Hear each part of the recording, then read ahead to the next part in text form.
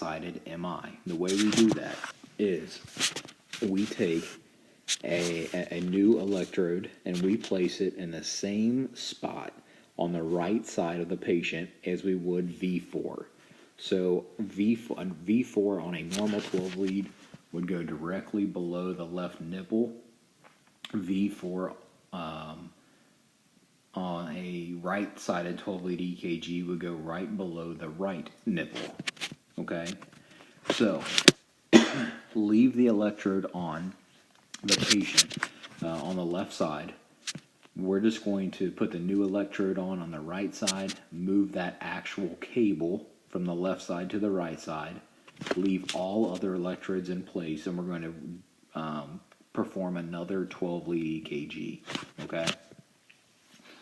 When that 12-lead EKG prints out, we are going to look at V4 and V4 only, because all the other leads are going to stay the same. We didn't move those electrodes, right? We're only going to look at V4, because that's looking at our right ventricle. If we have elevation in V4, then that is a right-sided MI, and that means our right ventricle is also infarcting.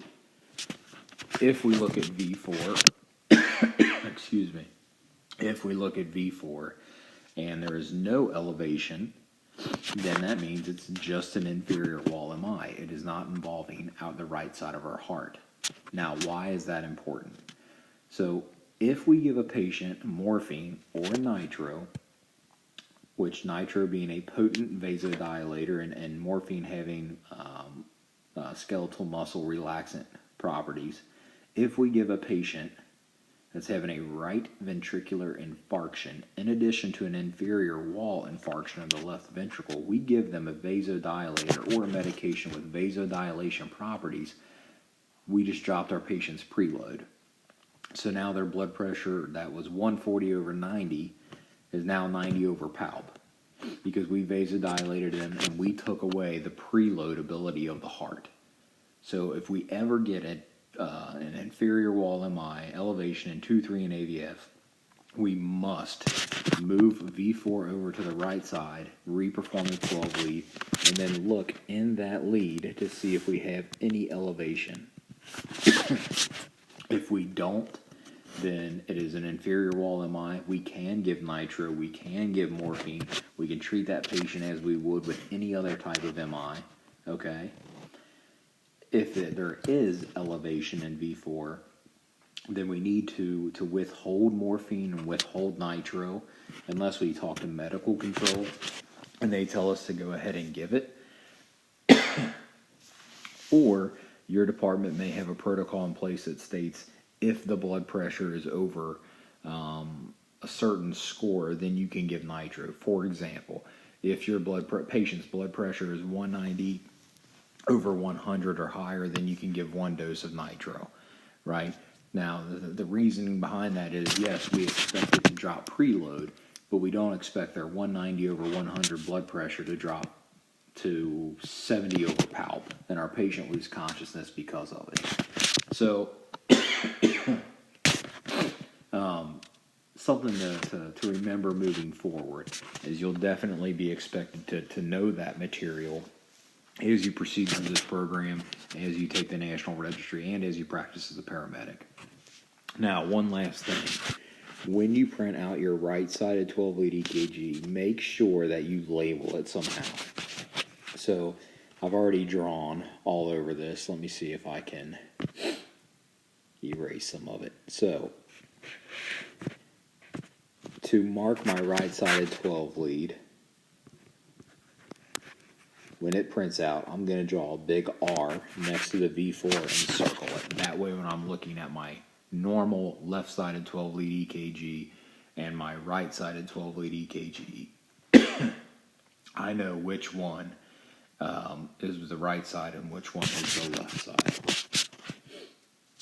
One last thing before I move to 12-lead number 6.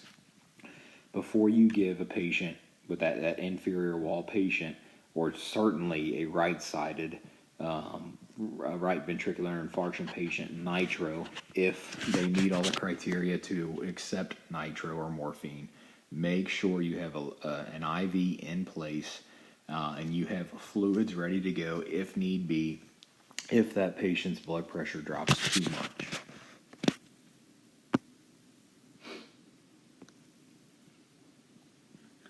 All right, so let's look at this 12 lead. So leads 2, 3, and AVF. When I'm looking at this, and hopefully as we progress, you're able to pick out elevation almost immediately once you see an EKG strip. And if you can't yet, that's fine. I promise you will get there, but the only way you will get there is with repetition and experience. So let's see here. So leads 2, 3, and AVF. So lead 2. I don't actually appear to have any elevation there. I look isoelectric. Lead 3. Find my J point and move over. Definitely have elevation, about 2 to 3 millimeters. And lead AVF. As I move over again, definitely a millimeter of elevation. It's kind of hard to tell, maybe 1.5 millimeters or 2 millimeters of elevation. So before doing anything else, I know I have an inferior wall MI because I have elevation in leads 3 and AVF. Now let's look at 1 AVL, V5, and V6. So my lateral leads, or rather lead 1, I should say, I find the J point or the ST segment. In this case, I notice I have about 1 millimeter of depression. So that's interesting. That's something that I'm going to want to remember as we move forward. Lead AVL, same story, right? About 2 millimeters of depression. So it's not elevation, but it's depression. And we'll talk about why that's important. V5, I'm isoelectric. V6, I kind of have this funky wandering baseline again, but I'm going to come here, even though it's this very last beat and I can't see much, I can see enough. I can see what I would call my ST segment, and I can tell that it's isoelectric. V1 and V2, my central leads. No elevation. No elevation. V3 and V4.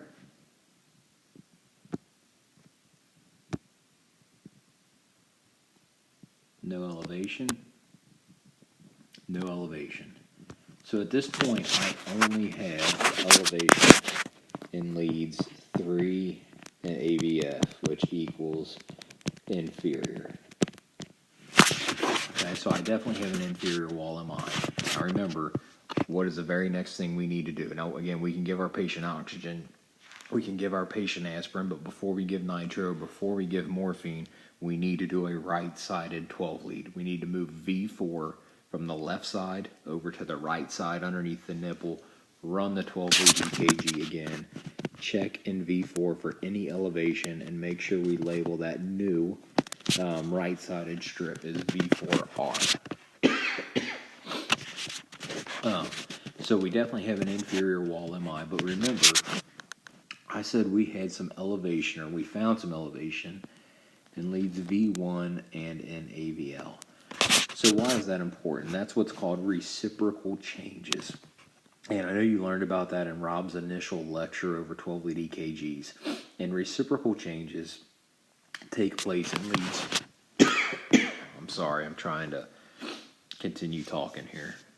In leads 2, 3, and AVF, and 1 AVL, V5, V6. So if you imagine our inferior leads on a teeter-totter with our lateral leads, okay? So a lot of times when we have elevation in our inferior leads, we will have depression in our lateral leads, and vice versa. Okay, so those leads kind of mirror one another. Now, reciprocal changes are more so just supporting evidence of, yep, what you see is what you see, right? That inferior wall MI is definitely an inferior wall MI. Now, an inferior wall MI does not have to have reciprocal changes in order to be an MI. Okay, so I think a lot of people get caught up in saying, is there reciprocal changes with the inferior wall MI, or do you see any reciprocal changes with the lateral wall MI?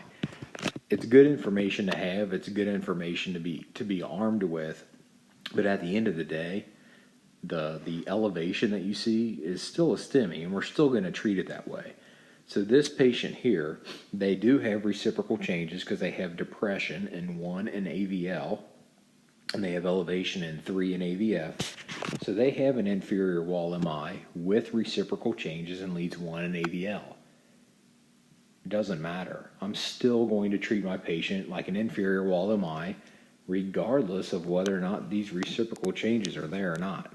Okay, so again, it's just kind of more evidence or supporting information that yes, what you see is an MI, but it doesn't change our patient's treatment in the grand scheme.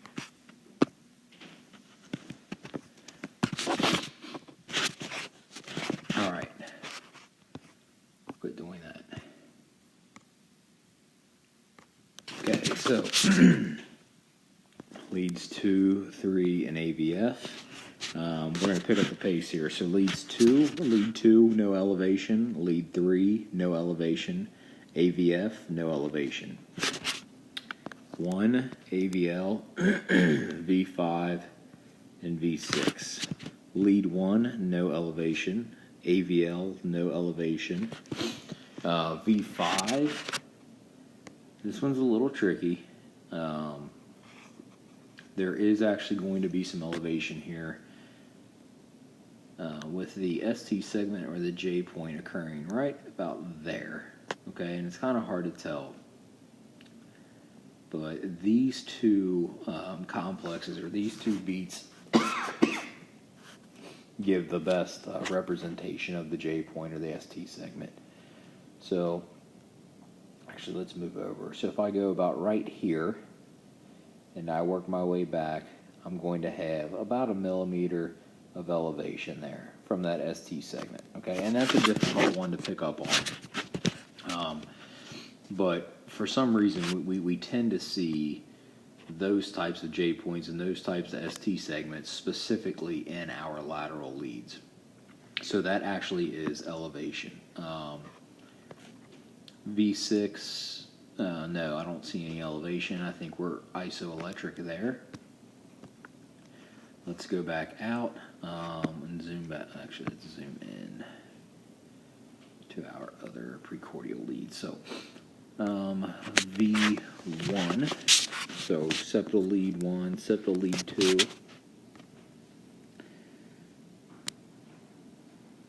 Find my J point or my ST segment on V1 using that third beat. If I walk my way over, I have about 1.5 millimeters of elevation. Go to V2, find my J point or my ST segment, work my way over, I have about 2 millimeters of elevation.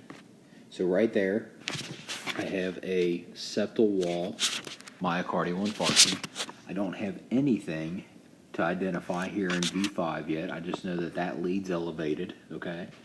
Because again, V6 was not elevated, so right now just elevation in V5, which is nothing until it's 2 or more anatomically contiguous leads.